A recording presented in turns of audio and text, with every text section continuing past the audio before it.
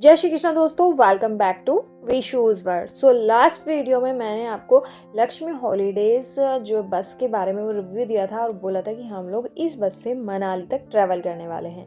सो वो बस रात के 9 बजे दिल्ली से निकली थी कश्मीरी गेट से और सुबह 6 बजे उसने हमें मनाली के प्राइवेट बस स्टॉप पर उतार दिया। इसके बाद हम लोग पहुंचे मनाली के एक होटल, जहां पर हमने सिर्फ 2 घंटे के लिए एक रूम लिया ताकि हम लोग फ्रेश हो सके और थोड़ी देर रेस्ट कर सके, क्योंकि ओवरनाइट जर्नी में थोड़ी थकावट तो हो ही जाती है। वैसे भी मनाली हमारा फाइनल डेस्टिनेशन नहीं है, सो हमें थोड़ा रेस्ट चाहिए था आगे की जर्नी को फिर से कंटिन्यू करने के लिए। और अगर आप ये रूम पूरे डे के लिए लेंगे या 2 घंटे के लिए लेंगे तो उन्होंने हमसे जो चार्ज लिया वो था 900 रुपये का। यहाँ से आपको मनाली का एक अच्छा नज़ारा देखने के लिए मिलता है और सामने जो पहाड़ है वो भी काफी खूबसूरत है। इस होटल का नाम है होटल डे नाइट, जो मनाली प्राइवेट बस स्टैंड से लगभग 1 किलोमीटर की दूरी पर है। चलिए मैं अब आपको रूम दिखा देती हूँ यहाँ का कैसा है।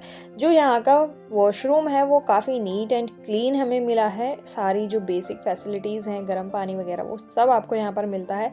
एंड रूम भी काफ़ी नीट एंड क्लीन है।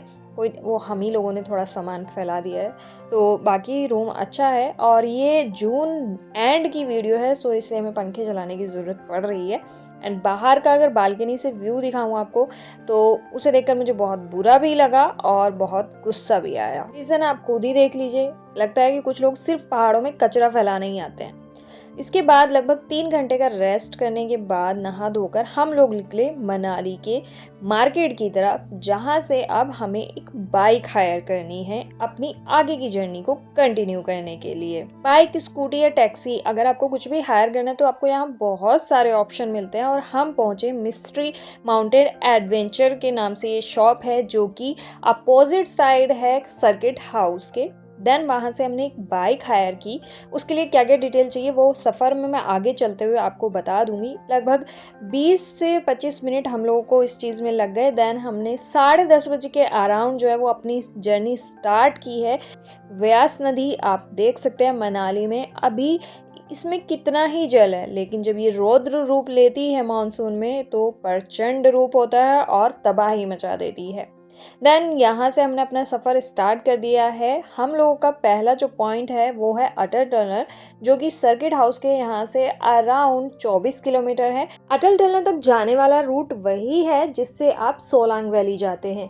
सो अगर आपको सोलांग वैली में कुछ एक्टिविटीज करनी है तो आप वो कर सकते हैं। सोलांग वैली मनाली से अराउंड 12.5 किलोमीटर की दूरी पर है। एंड रास्तों के नज़ारे आप देख लीजिए खूब अच्छी तरह, क्योंकि कुछ ही देर में ये नज़ारे बदलने वाले हैं। अटल टनल तक पहुंचने वाले रास्ते में आपको धुंधी ब्रिज, मड़ी गांव जैसी लोकेशंस पड़ती हैं। एंड ये रास्ते बहुत ही खूबसूरत है। बीच में हो सकता है कि आपको थोड़ा बहुत चलता फिरता जाम भी मिल जाए, जिस तरह हमें मिला है। सो ये चलता हुआ जाम है, कुछ ज़्यादा देर हमें यहाँ नहीं लगी। यहाँ से हम निकल गए। मनाली से अटल टनल तक पहुँचने में हम लोगों को लगभग 1 घंटा 5 मिनट का टाइम लगा, जिसमें हम लोग 1-2 जगह रुके और हमने फ़ोटो वगैरह भी क्लिक कराए। हम लोग 10:35 के अराउंड हमने अपनी जर्नी स्टार्ट की थी और 11:40 पर हम लोग खड़े थे अटल टनल पर, साउथ पोर्टल पर। ये मनाली का एक फेमस टूरिस्ट पॉइंट बन चुका है। अब आप अगर इसे क्रॉस करें या ना करें, उस तरफ आपको जाना हो या ना जाना हो, लेकिन अटल टनल तक लोग घूमने, सेल्फी लेने, फ़ोटो खिंचवाने ज़रूर आते हैं। लेकिन हम लोगों को जाना है अटल टनल क्रॉस करके। सो हम लोगों ने साउथ पोर्टल से एंटर कर दिया है। अटल टनल दुनिया की सबसे लंबी टनल है, जो 10,000 फीट की ऊंचाई पर बनी हुई है।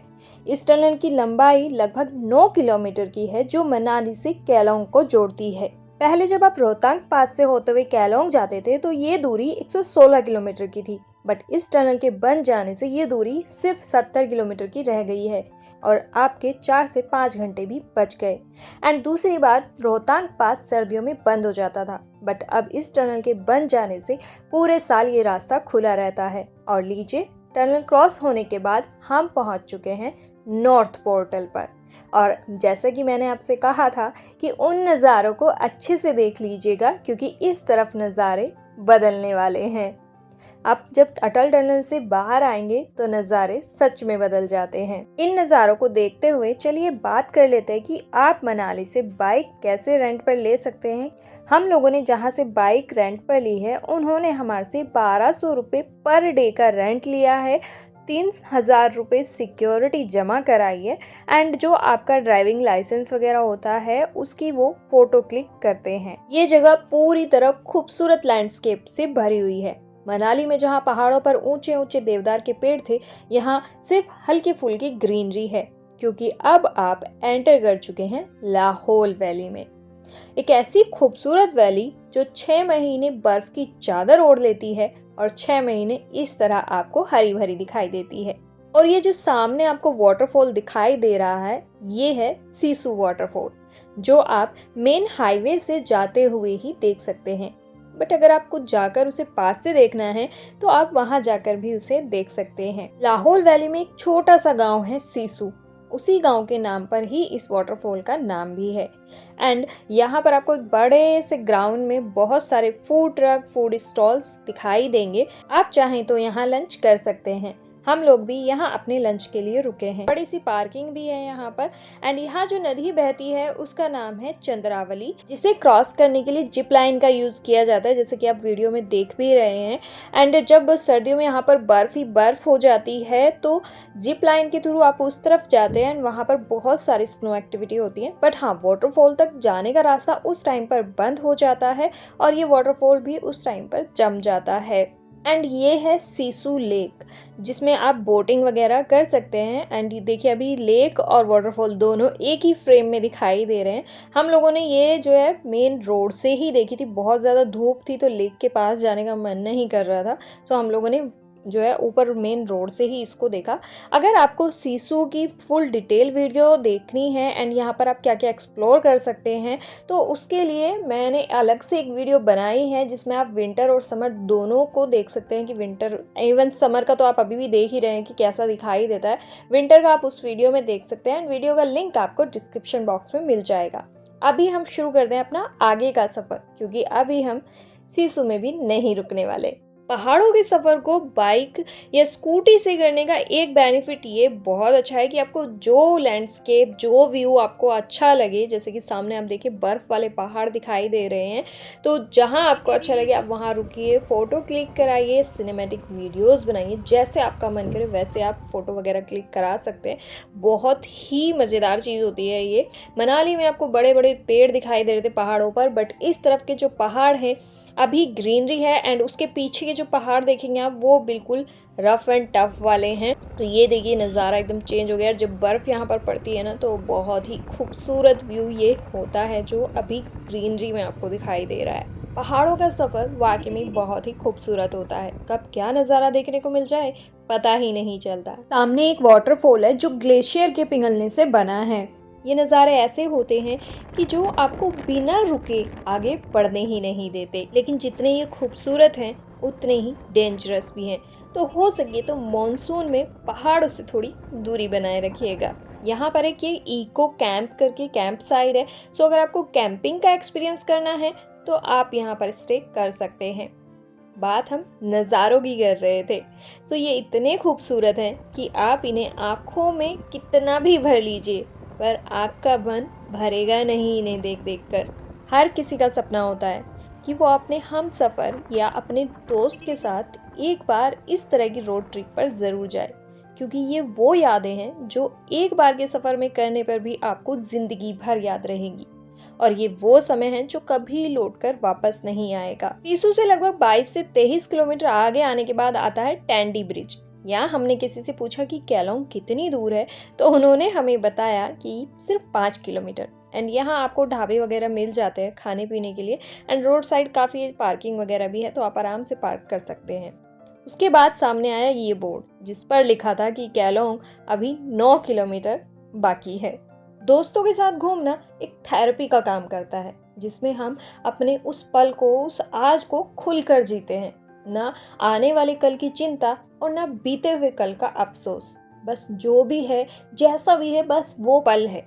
और कहते हैं ना कि जब दोस्तों के साथ प्रॉब्लम शेयर करते हैं तो वो सोल्यूशन दे या ना दे वो अलग मैटर है, लेकिन वो जो सोल्यूशन बताते हैं वो ऐसे ऐसे बताते हैं कि आदमी अपनी प्रॉब्लम ही भूल जाता है। तो ये थेरेपी कभी कभी लाइफ में ले लेनी चाहिए।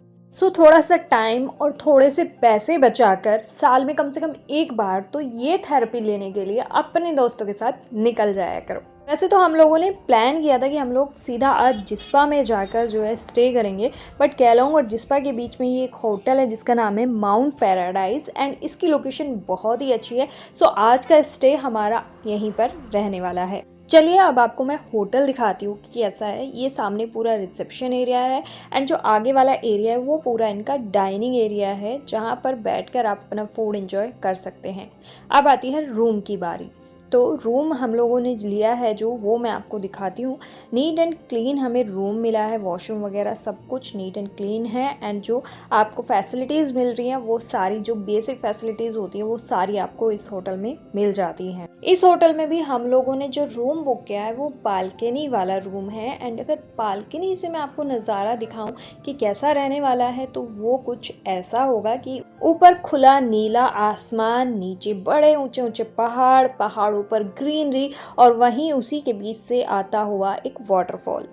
सो जब भी आप अपना रूम बुक करें बालकनी से नज़ारा ज़रूर चेक करें कि कैसा दिखाई दे रहा है। अब लगी थी भूख तो हम लोगों ने होटल से ही चाय और चिली पटेटो मंगा लिए और टेस्ट अच्छा है खाने का, नो इशू। इस होटल में रूम के प्राइस की अगर मैं बात करूँ तो वो 1200 रुपये पर नाइट में हमें यहाँ पर मिला है एंड आज की हमारी रोड ट्रिप जो है वो यहीं पर एंड होती है। कल हम फिर से अपनी रोड ट्रिप को स्टार्ट करेंगे। सो आज की वीडियो में बस इतना ही, मिलते हैं नेक्स्ट वीडियो में। तब तक के लिए राधे राधे, जय Shri Krishna. Thank you for watching.